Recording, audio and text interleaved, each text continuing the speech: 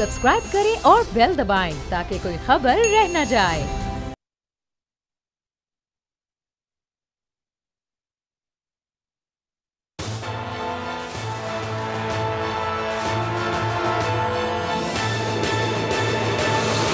अस्सलाम वालेकुम नाज़रीन, आप देख रहे हैं प्रोग्राम तजिया और मैं हूं आपका मेज़बान समी इब्राहिम।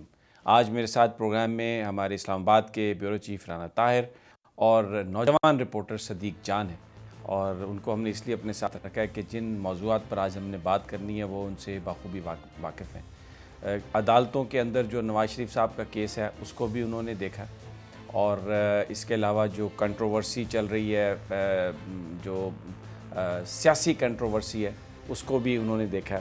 लेकिन ख़ास तौर पर जो एक और बड़ी कंट्रोवर्सी रही माजी में, जनाब चीफ जस्टिस साकिब निसार साहब ने जब तमाम अवामी जो मफाद आमा के जो थे मैटर्स उनको टेकअप किया तो वो भी अदालतों में मौजूद थे। तो आज हम प्रोग्राम में सबसे पहले तो बात करेंगे कुछ और मौज़ूआत पर, और आगे जब जाएंगे तो ये मैं आपको बोतल दिखा रहा हूँ, ये है नेस्ले, बहुत बड़ा ब्रांड है, उसका ये पानी है और इसके साथ उनके ये नूडल्स भी हैं, मैगी नूडल्स। आज आपको बताएंगे कि ये जो बड़ी बड़ी कॉरपोरेशंस हैं, जो बड़े कॉरपोरेट कल्चर जिसे हम कहते हैं, ये किस तरह करप्ट कल्चर बन चुका है। जहर दिया जा रहा है लोगों को लेकिन कोई पूछने वाला नहीं है। चीफ जस्टिस साहब ने नोटिस लिया था लेकिन अभी कोई ख़ास उनके जाने के बाद हर चीज़ पर अमल दरामद रुक गया। ये हम आगे जाकर, लेकिन सबसे पहले आज जो दो अहम मामला हैं, एक फवाद चौधरी साहब की कंट्रोवर्सी जो पाकिस्तान टेलीविज़न के एमडी के नाम से शुरू हुई, और दूसरा अहम सब्जेक्ट नवाज शरीफ साहब की आज इस्लामाबाद हाई कोर्ट के डिवीज़न बेंच ने ज़मानत की दरख्वास्त मुस्तरद कर दी और इसका क्रेडिट यकीनन नैब की टीम को जाता है। नैब के जो प्रोसिक्यूटर जनरल हैं सैयद असगर हैदर साहब, उनको जाता है। शाहजेब जो भरवाना है, अगर मैं उनका नाम सही, जहांजेब भरवाना, उनको जाता है इसका क्रेडिट। नैयर रिजवी साहब एडिशनल प्रोसिक्यूटर जनरल हेडक्वार्टर की आमद बड़ी नेक और नेक शगुन साबित हुई है नैब के लिए, क्योंकि बड़ा इल्ज़ाम ये था कि नैब मुकदमात को सही तरीके से प्रोसिक्यूट नहीं कर पाती। नैब जिसकी वजह से नैब की अच्छी परफॉर्मेंस ना होने की वजह से बहुत सारे लोग छूट जाते हैं। लेकिन आज इस्लामाबाद हाई कोर्ट में जब फैसला आया नवाज शरीफ साहब की जो ज़मानत मुस्तरद हुई, जहां पर दूसरी जो स्पेक्टेशंस थी डील की उनका भी खात्मा हुआ, लेकिन इसके साथ साथ एक जो बड़ा सवालिया निशान था नैब की प्रोसिक्यूशन टीम की कारकर्दगी के हवाले से, उसमें भी आज ये देखा गया कि अदालत को कन्विंस किया नैब की प्रोसिक्यूशन ने और नवाज शरीफ साहब की ज़मानत मुस्तरद हुई। ये एक बड़ा अहम आज नैब को ये क्रेडिट जाता है जिसका जिक्र करना निहायत ज़रूरी था। नवाज शरीफ का केस पर आगे जाके बात करते हैं, लेकिन शुरू करते हैं फवाद चौधरी साहब, वफाकी वज़ीर इत्तलात व नशरियात। उन्होंने कहा था कि आज वो मिलेंगे वज़ीर आज़म से, आज तो मुलाकात नहीं हो सकी। अब यह खबरें आ रही है कि कल वो मिलेंगे। हमें आज पेमरा ने एक नोटिस भेज दिया कि जनाब कल आपने जो गुफ्तगू की थी वफाकी वज़ीर इत्तलात व नशरियात की कंट्रोवर्सी के हवाले से, वो तो बड़ी घटिया किस्म की गुफ्तगू थी आपकी, और उसमें आपने सिर्फ वन साइडेड पेश किया और मौक़िफ़ पेश किया। जो जिस बंदे के बारे में बात थी उस बंदे के हवाले से भी बात होनी चाहिए थी, और जो आपने किया वो स्पेकुलेशन और वो इल बेस्ड स्पेकुलेशन है। एक अजीब व गरीब नोटिस नैब का। बहरहाल हमारे मोहतरम में हमने आज फवाद चौधरी साहब को मैसेज छोड़ा, हम उनसे उनकी ओपिनियन लेना चाह रहे थे कि बताएं वो क्या कहते हैं। अगरचे उनके शॉर्ट्स मौजूद हैं, हर चीज़ पर उनके कमेंट्स मौजूद हैं, लेकिन फिर भी हमने सोचा कि उनसे रब्ता कर लेते हैं। चेयरमैन पेमरा से भी कहा, क्योंकि एक स्टेट इंस्टीट्यूशन को भी यूज़ किया गया, जो पीटीवी के बोर्ड ऑफ डायरेक्टर्स थे, एक प्राइवेट मेंबर को इन्फ्लुएंस करने के लिए। तो चेयरमैन पेमरा को भी हमने रिक्वेस्ट की कि वो भी अपना कोई इस हवाले से अगर कोई कमेंट करना चाहें तो, लेकिन उन्होंने भी, वो डबल टिक हो गया व्हाट्सएप पे नीले, उसका रिकॉर्ड मेरे पास मौजूद है। लेकिन जनाब चेयरमैन पेमरा ने भी हमें किसी तरह से अपना मौक़िफ़ कोई देने पर आमादगी का इजहार नहीं किया। तो जो स्टोरी हमारे पास है वो ये है कि फवाद चौधरी साहब, कल भी जो हमने स्टोरी की थी वो उसकी बुनियाद, ये एक लेटर था जो मेरे पास है जिसकी कॉपी, और ये लेटर है पीटीवी बोर्ड ऑफ डायरेक्टर्स ने जवाब दिया फवाद चौधरी साहब के जो गुफ्तगू थी ये सफ़ों पर मुश्तमिल लेटर है। अगर उसको स्क्रीन पर भी चला सकें हमारे प्रोड्यूसर, लोग उसको देख लें कि जो फवाद चौधरी साहब ने इल्ज़ामात लगाए थे Pakistan television board of directors पर, उसका जवाब दिया था बोर्ड ऑफ डायरेक्टर्स ने, और उसमें उन्होंने तमाम चीज़ों जो कंट्रोवर्सीज़ जो इल्ज़ामात लगाए थे फवाद चौधरी साहब ने उसका जवाब दिया। और मैं सिर्फ इसका ये जो आखिरी जो पैरा है मैं सिर्फ वो पढ़ना चाहूँगा। उसमें ये लिखा हुआ है, अगर इसको आप हाईलाइट कर सकें तो, नहीं तो मैं पढ़ देता हूँ कि your unrelenting bad mouthing has resulted in serious our business development efforts during the past 3 months. Our biggest clients have started pulling back from engaging with us due to the uncertainty created by your letter about PTV. Rana Tahir साहब, मैं आपसे ये पूछना चाहता हूँ कि ये जो वर्ड है योर अनरिलेंटिंग बैड माउथिंग, इससे क्या मुराद है? अगर इसका आप डिक्शनरी में अगर आप इसका तर्जुमा देखें। मेरा तो समी साहब ये ख्याल है कि इससे ना ये मतलब वो ये बोर्ड का कहने का मकसद ये है कि जो आपकी बदजुबानी है, बदजुबानी पीटीवी के मामलात के हवाले से, लेकिन उन्होंने अजीब व गरीब किस्म की गुफ्तगू की जिससे कन्फ्यूजन पैदा हुआ पीटीवी। कभी वो कहते हैं बोर्ड ऑफ डायरेक्टर्स का वजूद ही नहीं है। ये भी कहा वज़ीर इत्तलात ने कि कोई बोर्ड ऑफ डायरेक्टर नहीं है पीटीवी का। अगर प्रोड्यूसर साहब अगर वो शॉर्ट आप सुनवा सकें जो फवाद चौधरी साहब ने कहा कि बोर्ड ऑफ डायरेक्टर्स ही नहीं है, कह रहे हैं कि बोर्ड डायरेक्टर्स ही नहीं है, लेकिन ये बोर्ड ऑफ डायरेक्टर्स ने जवाब दिया है, ये नीचे लिखा हुआ है, yours truly for and on behalf of PTV board of directors Ghulam Rasool Shigri company secretary. ये बोर्ड ऑफ डायरेक्टर्स का जवाब है। आप कह रहे हैं कि इसका मतलब ये है कि बदकलामी, बदजुबानी। हाँ, यही हो सकता है ना कि भाई जिस तरह के वो अपना, आप देखें ना अभी जो आपने उनकी गुफ्तगू सुनाई, वो कहते हैं सेनेट की कमेटी ने भी सिफारिश की है कि एमडी को हटा दिया जाए। हमने भी यही सिफारिश की है कि भाई ये आप कौमी अदारों के साथ, समी साहब ये वज़ीर साहब करना क्या चाहते हैं? बदकिस्मती ये है कि जिस बात की तवक्को थी पाकिस्तान तहरीक इंसाफ की हुकूमत से, ख़ास तौर पर वज़ीर आज़म इमरान खान से, कि वो कौमी अदारों में इस किस्म की जो सियासी मुदाखलत है इसको बंद करवाएंगे, ये वज़ीर साहब ने इस पे आप देखें कि पीटीवी का बोर्ड ऑफ डायरेक्टर्स मौजूद है। एक शख्स अपने एक मातहत इदारे, वजारत का एक इदारा है ना पीटीवी, उसके बारे में वो किस तरह से गुमराहकुन बातें कर रहे हैं कि जी उसका तो बोर्ड ऑफ डायरेक्टर्स का वजूद ही नहीं है ही नहीं है। कि भाई कैसे नहीं है?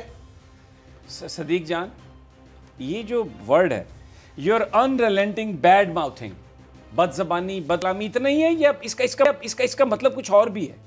मतलब तो इसके बहुत सारे निकलते हैं, लेकिन देखें ये जो एक इशू है, जब पीटीआई की हुकूमत आई थी तो क्या कहा था कि जो भी सरकारी इदारे हैं जो कि नुकसान में जा रहे हैं, खसारे में जा रहे हैं, हम आके इनको बेहतर करेंगे। लेकिन अगर इस तरह से आपस में लड़ाई झगड़े चलते रहेंगे, चाहे वो वज़रा के आपस में हों या नहीं मुलाक साहब और फवाद चौधरी साहब के हों, तो वो जो इनका एक मकसद था, 6-7 माह तो गुजर चुके हैं ऑलरेडी इस हुकूमत के, वो जो एक मकसद था कि ये जो आवाम के टैक्स के पैसों से आप अगर पिछले 10 साल का देख लें और आप अगर वो फिगर्स निकाल लें, तो जो 35 रुपये हम सब देते हैं पाकिस्तानी, जितने भी पाकिस्तानी, वो 35 रुपये हर पाकिस्तानी देता है, तो वो अरबों रुपए जो हैं जो पीटीवी की फ़ीस जाती है और उसके बावजूद पीटीवी खसारे में है, तो वो तो नहीं बेहतर होगा, इन लड़ाइयों की नज़र हो जाएगा, मज़ीद खसारा बढ़ेगा।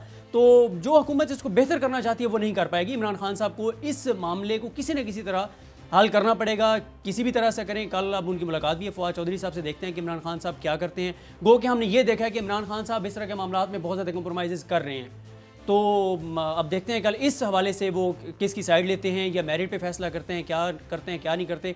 इमरान खान साहब अनप्रेडिक्टेबल हैं, अब देखते हैं कल वो क्या करते हैं। अच्छा राना साहब, मैं पीटीवी का थोड़ी सी गुजारिश कर दूँ कि ये पीटीवी के बोर्ड ऑफ डायरेक्टर्स की तरफ से जो जवाब वफाकी वज़ीर इत्तलात को दिया गया है, अगर वफाकी वज़ीर इत्तलात में थोड़ा बहुत भी वो इसका रखते ख्याल, तो एक मतहत इदारे की तरफ से जो भी आप इनका तर्जुमा कर लें इन अल्फाज का, ये बड़ा वाज़े और सख्त अल्फाज हैं जिसमें उनको जवाब दिया गया और उन्हें चाहिए था कि वो खुद इस्तीफ़ा दे दें। मैं चले नहीं, मैं ये इस बात से हट के मैं किसी शख्सियत के हवाले से ये बात नहीं कर रहा, लेकिन मैं ये जो उन्होंने शख्सियत के हवाले से मैं ये जो वर्ड्स है ना, बैड माउथिंग, इसको आप यानी अगर कोई बहुत पढ़ा लिखा आदमी कहेगा तो वो कहेगा कि बद कलामी है, बदजुबानी है, लेकिन अगर कोई पंजाबी स्टाइल का अगर कोई बंदा हो तो वो कहेगा कि ये बकवासबाजी है, इस किस्म की वो चीज़ है। भी कहा जाए। और अगर कोई नस्तलीक आदमी होगा तो वो कहेगा अरे भाई क्या नाहंजार गुफ्तगू कर रहे हैं आप।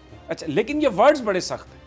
अब ये वर्ड्स बहुत सख्त हैं कि ये आपकी जो इससे बिजनेस को नुकसान हो। अच्छा, मैं बोर्ड ऑफ डायरेक्टर्स ने उन्हें आईना दिखा दिया कि आप क्या कर रहे हैं। अच्छा, पीटीवी के जो मैंने देखा जो उसमें उनका जो टिकर्स मैंने आज देखे उसमें ये चल रहा है कि बीबीसी की तर्ज पर वो टेलीविजन को उठाना चाहते हैं मैनेजिंग डायरेक्टर साहब अरशद खान साहब। अच्छा, इससे मुझे ये लग रहा है कि शायद इस बात का भी तो इम्कान हो सकता है कि पाकिस्तान टेलीविज़न को वजारत इत्तलात और नशरियात से अलग कर दिया जाए। समी साहब देखें, कल भी मैंने ये अर्ज़ किया था कि गुज़श्ता 6 माह में वज़ीर आज़म इमरान ख़ान की हुकूमत को जितना नुकसान वजारत इत्तलात और नशरियात की वजह से पहुँचा उतना ये अपोजिशन नहीं पहुँचा सकी। कौमी असम्बली में उन्हें एम्बेरसमेंट होती है पार्टी को, वो वफाकी वज़ीर इत्तलात की वजह से। मीडिया के साथ लड़ाई होती है, मीडिया उनके ख़िलाफ़ होता है वफाकी वजारत इत्तलात और नशरियात की वजह से। आप मुझे ये बताएं समी साहब कि क्या तुक बनता है पाकिस्तान। वज़ीर आज़म साहब तो कफ़ायत शारी की बात करते हैं, उन्होंने बड़ी उम्दा मिसाल कायम की, एक मैसेज दिया गाड़ियाँ बेच कर ये करके।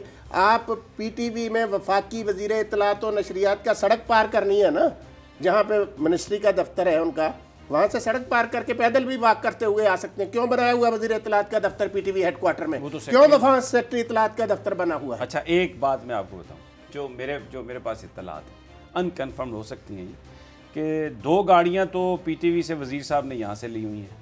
एक गाड़ी बताया जा रहा है कोई लाहौर पीटीवी की भी है जो वो भी दबोची हुई है, वो किसी अजीज़ को दिलवाई हुई है। प्राडो गाड़ी है यहाँ से जो एक प्राडो ली हुई है। अच्छा, वजारत एस्टेब्लिशमेंट डिवीजन जो है वो वज़ीर साहब को अपनी एक अलहदा गाड़ी देती है, तो ये तो फिर इख्तियारात का नाजायज़ इस्तेमाल नहीं है। अच्छा, मैंने जब थोड़ी सी रिसर्च की तो पता चला कि जो माजी के वज़ीर थे वो तो किसी ने 7 गाड़ियाँ रखी हुई थी, किसी ने 10 गाड़ियाँ रखी हुई थी। तो अगर इनकी जो अभी तक नोन है जो पता चली हैं वो 3 बनती हैं पीटीवी से, एक तो लाहौर से दबोची हुई है, 2 यहाँ से पकड़ी हुई है, एक उसमें प्राडो है। तो ये जो नाजायज़ इख्तियार नहीं, इस्तेमाल नहीं है ये कि आप अथॉरिटी यूज़ करते हुए। अब वज़ीर साहब एक वक्त में 4 गाड़ियों में तो नहीं जाते, एक रिश्तेदार को लेके दे दी, एक अपने पास इधर रख ली, फिर एक एस्टेब्लिशमेंट की गाड़ी अपनी रख ली। तो ये एक अच्छा, थोड़ा सा जब मैंने और रिसर्च की तो पता चला कि ये तो जो भी पीटीवी के लोग ओहदेदार आते हैं उनकी बड़ी बड़ी फरमाइशें होती हैं। उसमें अताउल्लाह कासमी साहब का पता चला कि आते ही उन्होंने जब फ़ोन किया गाड़ी के लिए तो उन्होंने गाड़ी का नंबर भी बताया, गाड़ी नंबर 325। तो देने वाले ने कहा कि आप गाड़ी तो आपको मैं दे देता हूँ, मुझे ये बताइए कि ये आपको नंबर किसने बताया, गाड़ी नंबर 325। तो आगे से वो हंसे टेलीफोन पर अताउल्लाह कासमी साहब, और हमें सुनने वाले ने बिल्कुल ये बताया कि आवाज़ ऐसे आई ये तो फिर हमारे पास सारी इन्फॉर्मेशन होती है। अब जहाँ पर जिन लोगों को आप इन ओहदों पर बिठाते हैं और उनसे तवक्को ये करते हैं कि इसकी परफॉर्मेंस को आप बेहतर करेंगे, लेकिन वहाँ पर जाके वो बंदर बांट के गाड़ियाँ लेनी हैं या अपने बच्चों के ड्रामे बिकवाने हैं या आगे चलकर और बहुत सारी मराद लेनी है, बहुत सारी अपनी पसंदीदा ख़वातीन को हमने अपनी मर्ज़ी के डेजिग्नेशन पर अपॉइंट करवाना है, तो उससे इदारों में तो बेहतरी नहीं आ सकती।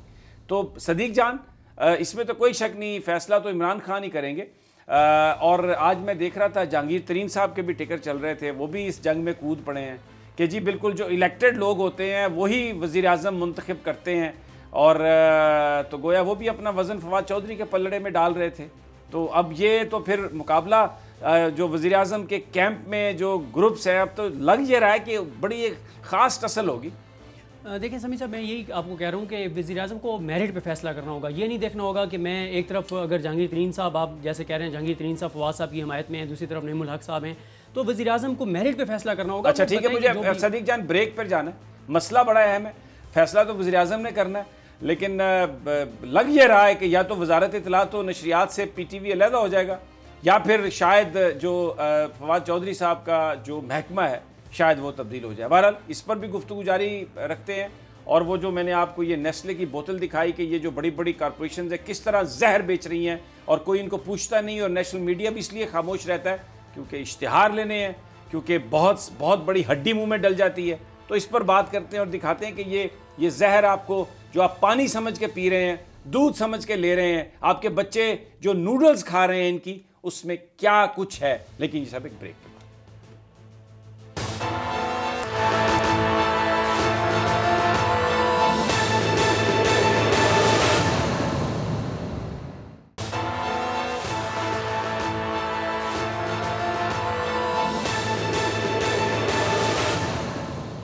वेलकम बैक नज़रीन। जो इस वक्त तनाज़ा चल रहा है वज़ारत इत्तलात व नशरियात में, उस पर हम बात कर रहे हैं। और वफाकी वज़ीर इत्तलात व नशरियात फवाद चौधरी के ऊपर इल्ज़ामात जो हैं वो ये हैं कि परवरी की है, उन्होंने इख्तियारात का नाजायज़ इस्तेमाल किया है, गाड़ियाँ भी ली हैं और यूनियन को MD के ख़िलाफ़ करके MD का दाखिला PTV का बंद किया हुआ पिछले 2-3 हफ़्तों से। वो इदारा एक मुकम्मल तौर पर स्टैंड स्टिल जिसे हम कहते हैं उस पर है, एक पैरालिसिस का शिकार है। बोर्ड ऑफ डायरेक्टर्स ने ख़त लिखा है, जनाब आपकी इस गुफ्तगू की वजह से इदारे को बहुत शदीद नुकसान पहुंच रहा है जो ऑलरेडी खसारे में है। और हमने रब्ता किया फवाद चौधरी साहब से भी, उनको भी मैसेज किया, ये स्क्रीन बोल की हाज़िर है आपके लिए। पेमरा के चेयरमैन को भी कहा कि उनके लिए भी ये हाज़िर है, आप अपना मौक़िफ़ दें आके, लेकिन उन्होंने हमारी का जवाब नहीं दिया। और आज वज़ीर आज़म से मुलाकात मुतवक्को थी फवाद चौधरी साहब की, और ये फवाद साहब ने ही मीडिया को ये बात बताई थी, लेकिन वो मुलाकात आज नहीं हुई। वो मुलाकात ये बताया जा रहा है कि कल होगी। जो टेलीविज़न से, जो PTV से ख़बरें आ रही हैं उसके मुताबिक, और जो हमें ज़राए बता रहे हैं, वज़ीर आज़म ये इरादा कर चुके हैं PTV को BBC की तर्ज पर एक इदारा बनाना चाहते हैं। PTV के MD भी यही करना चाहते हैं, अरशद खान साहब। अब देखना यह है कि क्या फ़ैसला होता है। फवाद चौधरी साहब अपने साथियों को ये कह चुके हैं कि मैं इस्तीफ़ा दे दूंगा, लेकिन समझने वाले लोग या जानने वाले लोग ये कह रहे हैं कि इसमें चॉइस कोई वज़ीर इत्तलात व नशरियात की नहीं, उनको बताया जाएगा कि आप किसी और महकमे के वज़ीर बन जाएं, और अगर ऐसा नहीं हुआ तो फिर वज़ारत इत्तलात व नशरियात का पाकिस्तान टेलीविज़न पर कंट्रोल ख़त्म किया जाएगा। ये हमें इत्तलात आ रही हैं। राना साहब, आपको आपके सोर्सेज क्या बता रहे हैं? देखें समीर साहब, ये जो आपने सारी बातें की हैं, ये जब इमरान खान साहब अपोजिशन में थे उस वक्त भी वो चाहते थे कि PTV को एक आज़ाद और ख़ुद मुख्तार इदारा होना चाहिए, और फिर इक़्तिदार में आने के बाद भी इमरान खान ने इसी ख्वाहिश का इजहार किया कि वो PTV को एक बावकार इदारा बनाना चाहते हैं। ये एक कौमी इदारा है, कौमी असासा है। लेकिन बदकिस्मती से जो कुछ पिछले 6 माह में हुआ, अभी आपने जो मिसाल दी, अगर इख्तियारात के नाजायज़ इस्तेमाल की बात हो शमी साहब, तो मौजूदा वज़ीर इत्तलात समेत जो पिछले 2-3 वज़रा इत्तलात गुज़रे हैं, जिनके बारे में आपने ज़िक्र किया कि किसी ने 7 गाड़ियाँ रखी हुई थी, किसी ने 10 गाड़ियाँ रखी हुई थी, ये बड़ा केस है नैब के लिए। नैब दूसरे इख्तियारात के नाजायज़ लोगों को नौकरी देने पर तो किसी गरीब को इख्तियारात के नाजायज़ इस्तेमाल का केस बना देते हैं। ये जो गाड़ियाँ इस्तेमाल हो रही हैं, ये जो सरकारी ज़राए को, लाहौर TV की भी गाड़ी एक पकड़ी हुई है। हाँ, ये प्राडो गाड़ी भी है, एक वो टोयोटा डाला जो है, वो जो पुलिस वालों के पास जिस तरह का होता है, वो अपनी सिक्योरिटी, भाई वज़ीर को सिक्योरिटी पुलिस ने देनी। समी साहब मेरी बात सुने, उनके पास सरकारी गाड़ी है जो हर वज़ीर को मिलती है। अगर इसी तरह ये सारे वज़ीर अपने मातहत खुद नीम, खुद मुख्तार और खुद मुख्तार इदारों से गाड़ियाँ ले लें, तो फिर इमरान खान साहब की कफ़ायत शारी की मुहिम किधर गई? इमरान खान साहब जो कहते हैं कि मैं प्राइम मिनिस्टर हाउस में नहीं रहूँगा, उन्होंने जो MS का घर लिया था वो भी खाली कर दिया। तो एक तरफ तो वज़ीर आज़म ये मिसाल कायम कर रहे हैं, और दूसरी तरफ उनके वज़रा क्या कर रहे हैं। देखें ना समी साहब, आप मुझे ये बताएं कि अगर आपने वज़ीर आज़म हाउस को अपने लिए बंद कर दिया प्राइम मिनिस्टर ने, तो ये एक वज़ीर साहब के सड़क के आर पार 2-2 दफ्तर क्यों है? बिल्कुल सही। ये PTV में सियासी मुदाखलत नहीं है तो और क्या है? PTV के अंदर वज़ीर साहब क्या काम करते हैं? सेक्रेटरी साहब वहाँ कैबिनेट डिवीजन में उनका दफ्तर है, बड़ा आलीशान किस्म का, उनको PTV में दफ्तर की क्या ज़रूरत है? और फिर उन्होंने शफ़क़त जलील साहब को अपनी मर्जी के अपने पसंदीदा अखबार को खबर दे के ये थ्रेटन भी करने की कोशिश की वज़ीर आज़म साहब को कि मैंने इस्तीफ़ा दे दिया। हालांकि वज़ीर आज़म कभी दबाव में आने वाले नहीं है। फिर जहांगीर तरीन साहब भी उसमें कूद पड़े। बहरहाल एक जहांगीर तरीन की स्टेटमेंट देखें ना समी साहब, उन्होंने क्या फरमाया? वो फरमाते हैं कि वो सहाफ़ी ने सवाल किया कि जी मुंतखब बंदे की अहमियत होती है या गैर मुंतखब की? तो उन्होंने कहा वज़ीर आज़म तो वोटों से बनता है और तो वो मुंतखब लोग ही उन्हें चुनते हैं। यानी भाई जहांगीर तरीन साहब आपको खुदा का खौफ करें, सियासत से आपको सुप्रीम कोर्ट नाअहल कर चुकी है इलेक्शन लड़ने के लिए ताहियात, और दूसरी बात आप इनकी जान छोड़ें पीटीआई वालों की। नहीं राना साहब, एक और बात मैं करना चाहता हूँ कि ये हम भी ये बात करते हैं कि जो गैर मुंतखब लोग हैं उनको इतना हक नहीं होता, ये आईनी पोजीशन है समी साहब। लेकिन बात ये है राना साहब, ये वजीर आजम को 5 मुशीर बनाने का आइन में मौजूद है, ये आईनी पोजीशनें है, ये कोई जहांगीर तरीन साहब की मरहूने मिन्नत नहीं है समी साहब। मैं कोई और बात कर रहा हूँ राना साहब, मैं कोई और बात कह रहा हूँ। मैं कह रहा हूँ कि फवाद चौधरी साहब के जो वोट हैं, अगर वो मुंतखब हुए तो वो इमरान खान की वजह से उनको वोट मिले। मैं ये कह रहा हूँ कि चाहे नईमुल हक साहब हों, चाहे फवाद चौधरी साहब हों, उन दोनों की जो पोजीशनें हैं वो इमरान खान की वजह से है। एक को इमरान खान ने इलेक्शन में खड़ा कर दिया, दूसरे को इमरान खान ने इलेक्शन में खड़ा नहीं किया। उनका जो रोल है उस पर तो हम बाद में बात करेंगे, लेकिन फवाद साहब भी या जहांगीर तरीन साहब भी अगर ये समझते हैं कि ये मुंतखब नुमाइंदे, या तो ये आज़ाद मुंतखब होते और फिर अपना वजन इमरान खान साहब के पलड़े में डालते तो ये बात करते। ये तो इमरान खान के टिकट पर, उसके नाम पर वोट लेकर ये MNA या MP इलेक्ट हुए हैं, तो ये कहना कि हम इलेक्टेड, अपने तौर पे तो आप इलेक्ट नहीं हुए। तहरीक इंसाफ अगर आपके साथ ना हो तो माजी में आप कितनी दफ़ा MNA बने हैं फवाद चौधरी साहब, तो ये तो पता ही है सबको कि क्या रिजल्ट आता रहा है। तो इसलिए फवाद चौधरी की जो MNA शिप है ये है इमरान खान की असेंबली का ज़िमनी इलेक्शन फिर वो हार गया। ठीक है जी, अब मैं ये बात अब अपनी जगह पे, लेकिन सदीक जान, ये आप देख रहे हैं नेस्ले, प्योर नेस्ले लिखा हुआ है इस पर, प्योर नेस्ले, यानी इसको देखकर ये लगता है कि बिल्कुल प्योर पानी है और ये हम जाएं पिएंगे तो हम बीमारियों से महफूज रहेंगे। आप भी थे सुप्रीम कोर्ट में, मैं भी था सुप्रीम कोर्ट में, और जनाब वो प्रोफेसर हसन सदीकी साहब ने एक रिपोर्ट बनाई थी जिसकी कॉपी भी आपके पास है। ये उस रिपोर्ट में कहा गया था कि ये जो बॉटल है जिसमें ये पानी है, ये फूड ग्रेडेड नहीं है, और अगर ये पानी की बोतल धूप में, ये पानी की बोतल अगर धूप में आधा घंटा पड़ी रहे तो इसके अंदर जो पानी है, जो बंदा उसको पिएगा उसको कैंसर हो सकता है। इस बोतल पर तो कहीं नहीं लिखा हुआ इस तरह की कोई बात। देखें समी साहब, ये जो केस था मिनरल वाटर कंपनीज़ वाला, ये साकिब निसार साहब ने आके टेकअप किया था, और आपको भी पता है, आप भी रेगुलर अदालत में आते थे। चीफ जस्टिस मियां साकिब निसार साहब के दौर में ये सबसे अच्छी बात हुई थी कि वो इश्यूज़ जो कि कई दहाइयों से किसी ने टेकअप नहीं किए थे, उन्होंने आगे टेकअप किए थे। इसमें एक तो ये बात जो आप कह रहे हैं कि इसमें कोई 10 चीज़ें थी जो सामने आई थी इस केस में, कुछ चीज़ें मैं आपको बताता हूँ, लेकिन उससे भी पहले आप ये देखें कि ये मिनरल वाटर कंपनीज नेस्ले समेत ये जो ज़ेर ज़मीन पानी निकाल रही थी, मुफ्त निकाल रही थी, और 1 माह में ये मिनरल वाटर कंपनी 7 अरब लीटर पानी निकाल रही है ज़ेर ज़मीन।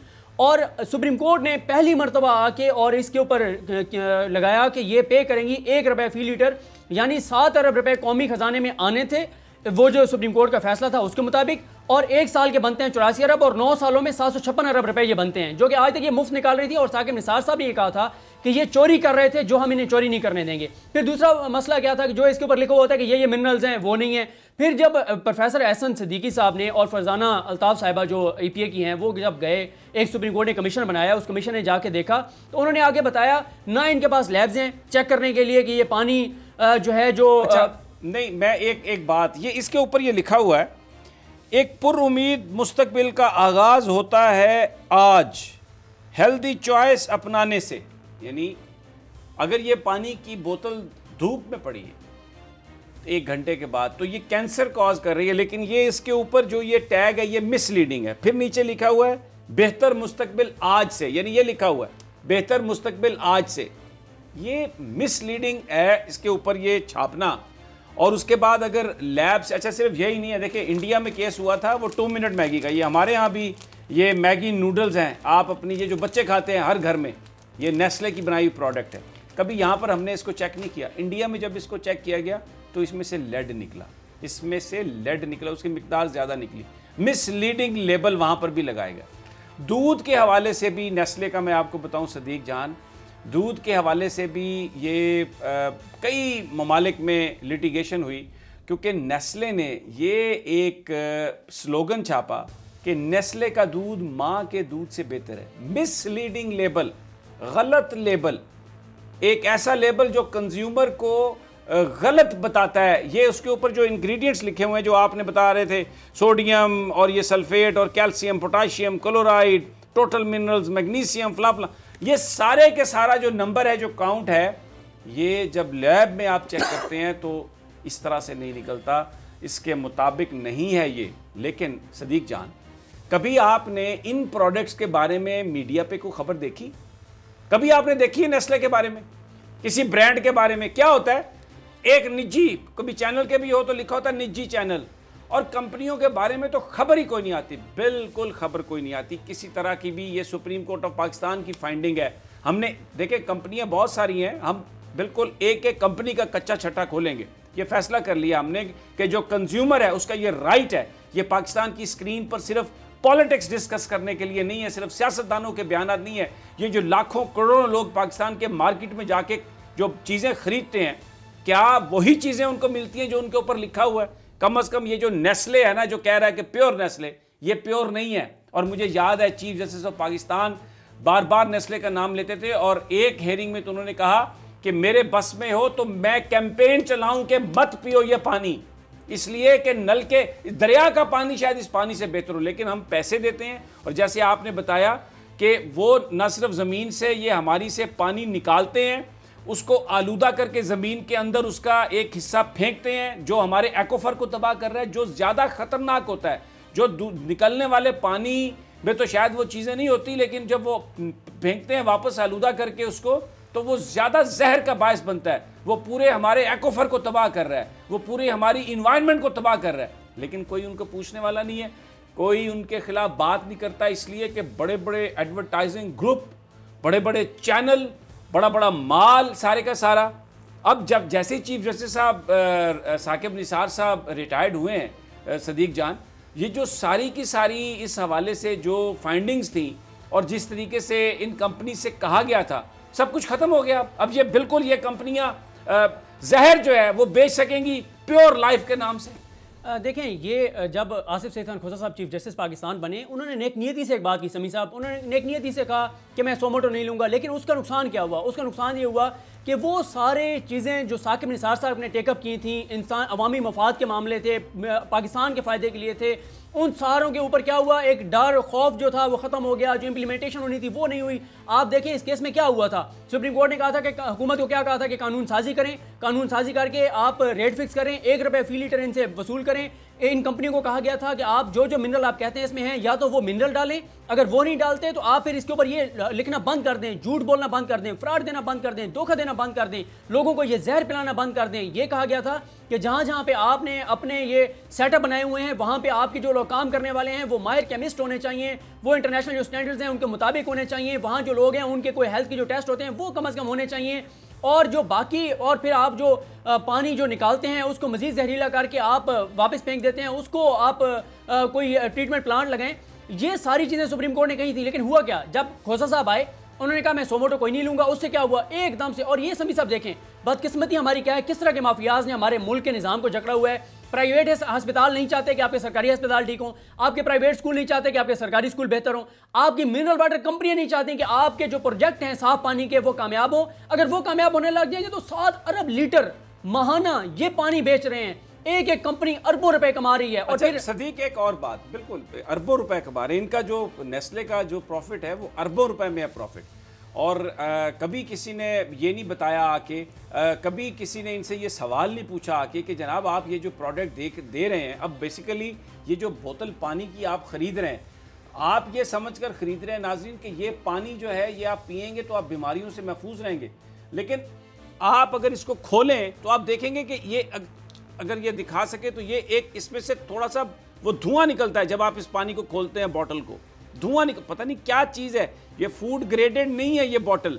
ये जो बॉटल है ये कैंसर काज करती है। आपने पानी की एक बोतल ली धूप बाहर किसी दुकान से, और ये सिर्फ आधा घंटा अगर ये धूप में पड़ा रहा पानी, तो आप ये जो पानी पी रहे हैं ये जहर है।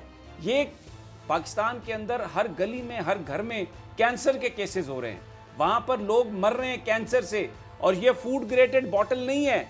इसको अगर आप पानी ये पी रहे हैं तो ये आपको कैंसर कॉज कर रही है। इसकी कभी कोई स्टडी नहीं है, कोई रिसर्च नहीं है कि ये जो हमारे गली मोहल्लों में कैंसर इतनी तेज़ी से फैल रहा है, अब हर घर में कोई ना कोई बंदा, अल्लाह ताला माफ़ करे सबको बचाए, कोई इस तरह की बीमारी निकल रही है, कोई इसको देखने वाला नहीं है, कोई इसको पूछने वाला नहीं है, कोई इसको डॉक्यूमेंट करने वाला नहीं है। और जो बड़ी बड़ी ये कंपनियां ये इश्तिहारात देकर मुंह बंद कर देती हैं सबका, और कोई स्क्रीन इनका नाम लेने के लिए तैयार नहीं है, कोई किसी तरह की कहीं पे कोई एक्टिविटी नहीं है। इसका क्या होगा सदीक जान? इसको कौन पकड़ेगा?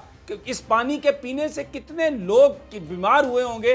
दूध के बारे में मैं बता रहा हूं कि मिसलीडिंग ये कह रही है नेस्ले कि ये मां के दूध से बेहतर दूध है, मिसलीडिंग लेबल है। और ये नूडल्स बच्चे खाते हैं, कभी किसी ने यहां पे टेस्ट नहीं किया, इंडिया में टेस्ट किया तो उसमें लेड ज्यादा निकला, और फिर इसके साथ उसमें यह था कि मिसलीडिंग थी, लेबल मिसलीडिंग है। यानी अगर आदमी पढ़ता है और देखता है कि अच्छा ठीक है ये सेहत के लिए, उसके ऊपर तो कुछ और लिखा हुआ है, लेकिन अंदर प्रोडक्ट कुछ और है। और ये सब मल्टीनेशनल्स कर रहे हैं, और ये नेस्ले हमने आज उठाया, और ये इंशाल्लाह आने वाले दिनों में एक एक मल्टीनेशनल, एक एक बड़ी कंपनी जो है, जो वो दिखा रहे हैं, जो वो खिला रहे हैं लोगों को, जो वो पिला रहे हैं लोगों को, हम बोल की स्क्रीन पर उसको बिल्कुल उसको हम एक्सपोज करेंगे, ताकि ये पाकिस्तान के लोगों का राइट है कि उनको ये सब कुछ पता चले कि वो क्या ले रहे हैं, क्या दे रहे हैं, और जो रेगुलेटर्स हैं वो इनके खिलाफ कार्रवाई करें। सदीक जान देखें, वही मैं आपको कह रहा हूँ, सुप्रीम कोर्ट ने एक फैसला दिया, सुप्रीम कोर्ट की हिदायत आई, उसके बाद किसने काम करना था? आपके इदारों ने काम करना था। अब मसला क्या है? ये जो मल्टीनेशनल कंपनी है और ये जिस तरह नेस्ले है, इनको समझ आ गया कि पाकिस्तान के अंदर लूट मार कैसे करनी है।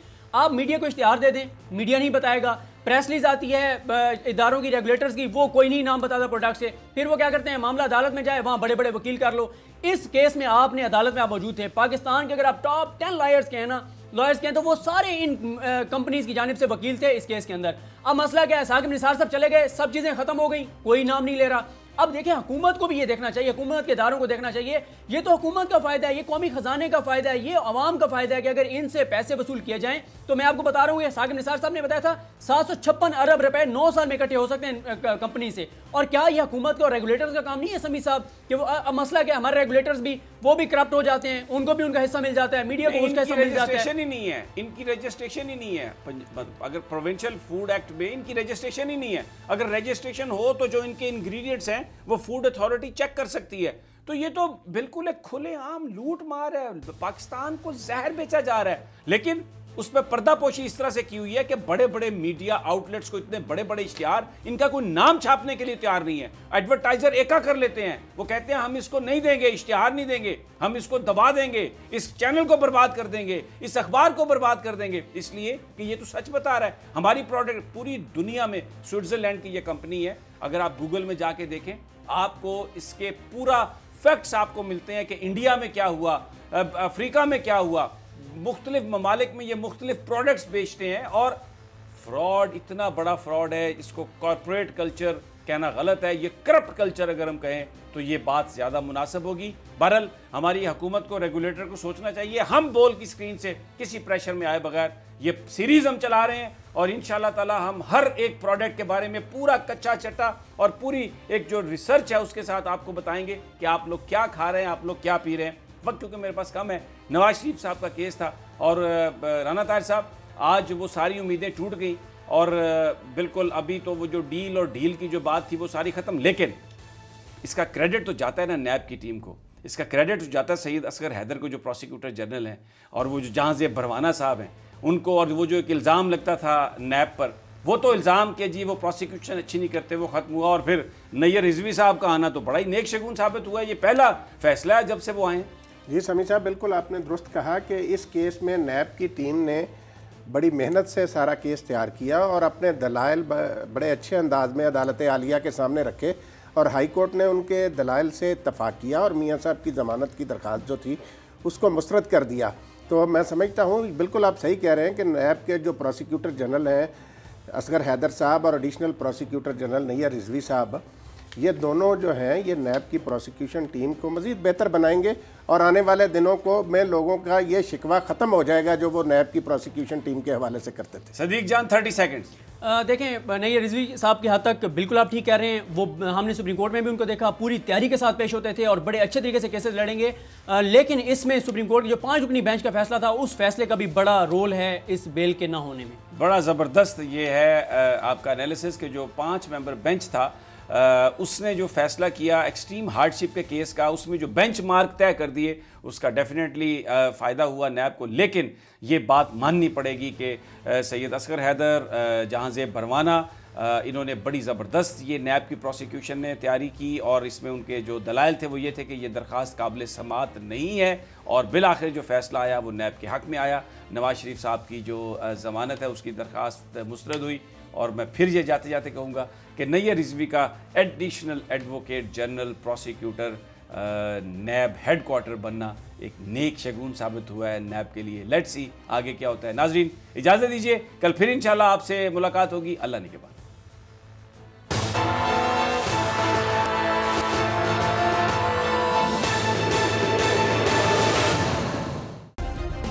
सब्सक्राइब करें और बेल दबाएं ताकि कोई खबर रह न जाए।